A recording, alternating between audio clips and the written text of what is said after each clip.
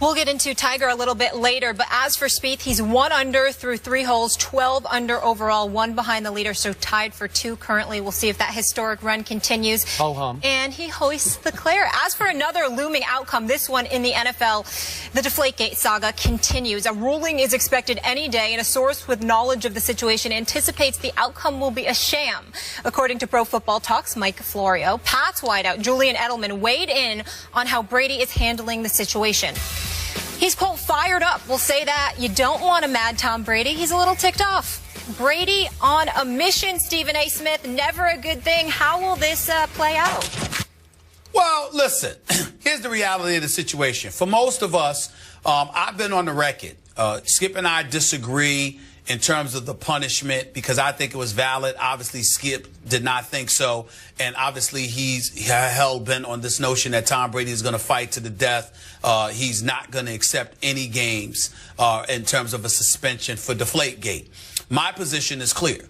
I think Deflategate, in my opinion, is much ado about nothing. I don't give a damn if Tom Brady was throwing Nerf footballs out there. It didn't stop the Patriots' greatness. It didn't stop him from ramrodding the Indianapolis Colts in that AFC Championship game, outscoring them 28-0 in the second half. It didn't stop any of that from transpiring. So the greatness of Tom Brady is not to be brought into question. But that's from little old me, who did not play in the National Football League. When you talk to players present and former who go against the New England Patriots or have gone against the New England Patriots, and I have spoken to many of them, they feel emphatically different about it. They feel that he tried to gain a competitive advantage. They thought that he was relatively unfair, and that they were all happy that the NFL has been willing to bring attention to his apparent transgression.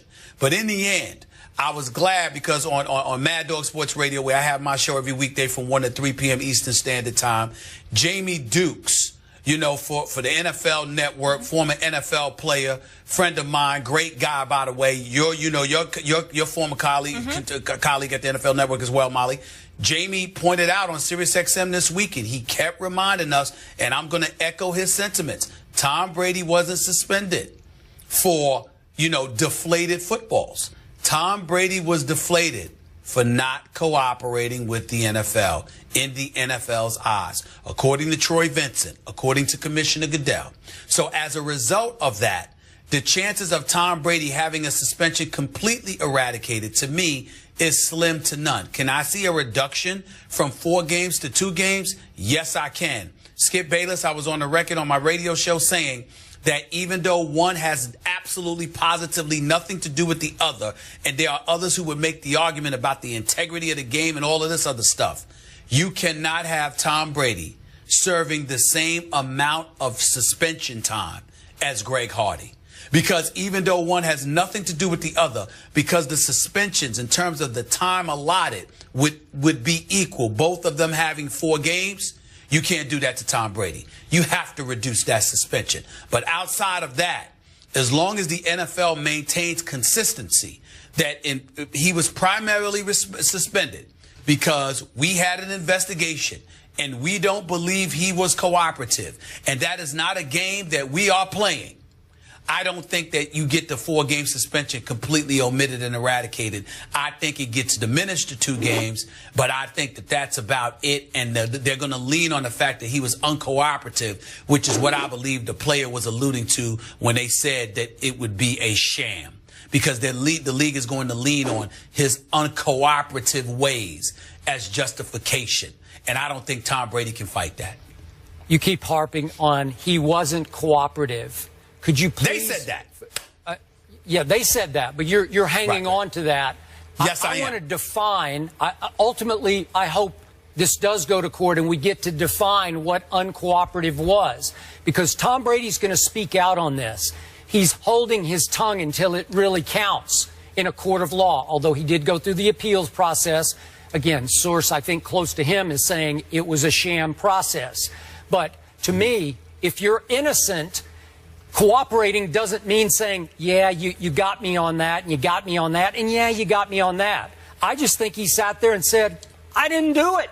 I didn't do anything that you said that I did, that this report found that I did. So if that's uncooperative, I'm okay with that. And I'm going to stand by what I have told you from day one of this. And I'm not saying I told you so, but he's going to fight this to the legal death. That's where this is heading. And I think I was a little ahead of the curve saying that on this show.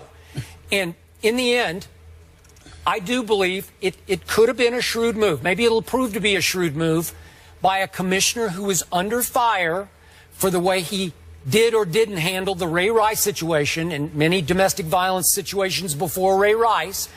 I think he chose as his target to sort of reassert his authority and his power, his strength, the golden boy, Tom Brady, clean as a whistle to date, and said, hey, I'm going to take him on and I'm going to, quote unquote, take him down on Deflategate just to show I'm still in charge and I'm going to reassert my position, which a lot of people were wondering about his position. I wondered about his position. Should he continue as the commissioner?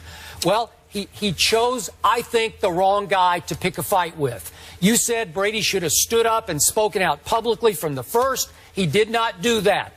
You held that against him all along. He didn't take his opportunity, obviously, when he did his speaking engagement.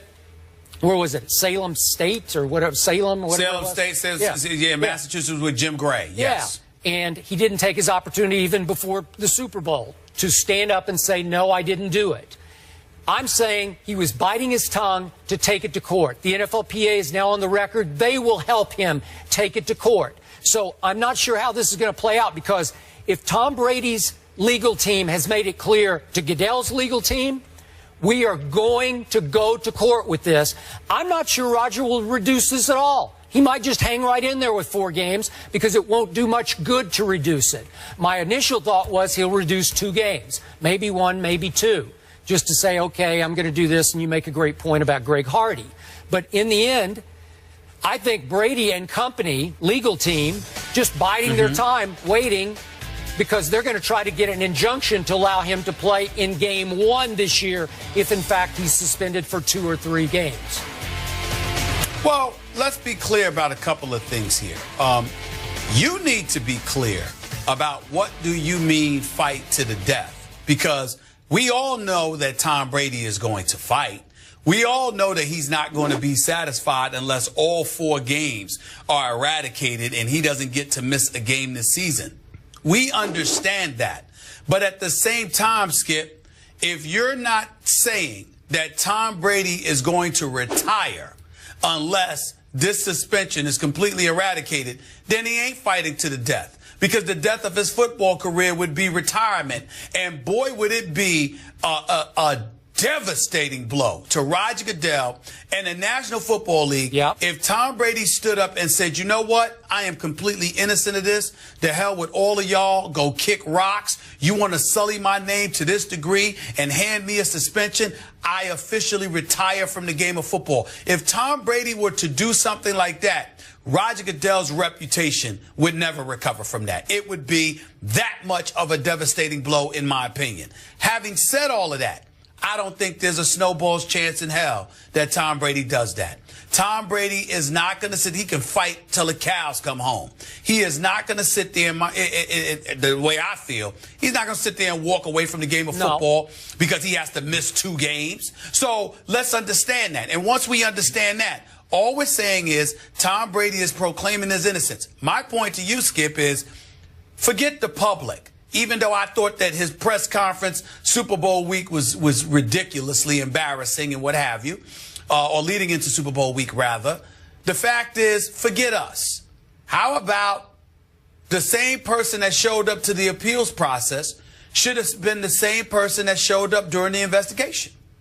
Whatever he did during the appeals process, he was far more forthcoming then, according to the reports, than he was when the investigators showed up to Foxborough or wherever they showed up to talk to him.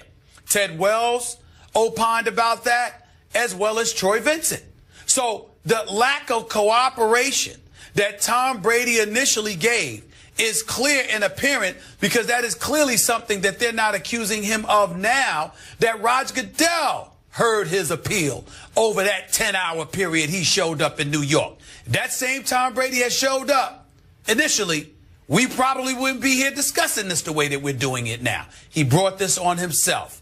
It appears so anyway, because of his arrogance, period. Totally disagree. But I must add, Molly, before we go, I do agree with what Rodney Harrison said, that now Tom Brady, when and if he plays, and I assume it will be a when he plays, he'll get an injunction, then play this out to its legal end in court. I believe he will be on a vendetta of a mission this year to get even with the National Football League. Here come the Patriots. You know why that means absolutely nothing? Y'all act like this dude is some scrub or some great player on a scrub team, and then all of a sudden he's going to show up with a vengeance. He's the reigning, defending Super Bowl champion. What's he going to do? What's he going to do that he hasn't done? He's throwing for 4,000 yards. He's throwing touchdowns. He's winning Super Bowls. He's winning Super Bowl MVPs. What exactly is there to fear that he hasn't shown you already? I mean, come on. That's like exactly somebody that's a lot of people think he going to win more? Yeah, a lot of people think the Patriots are in trouble without Revis and Browner.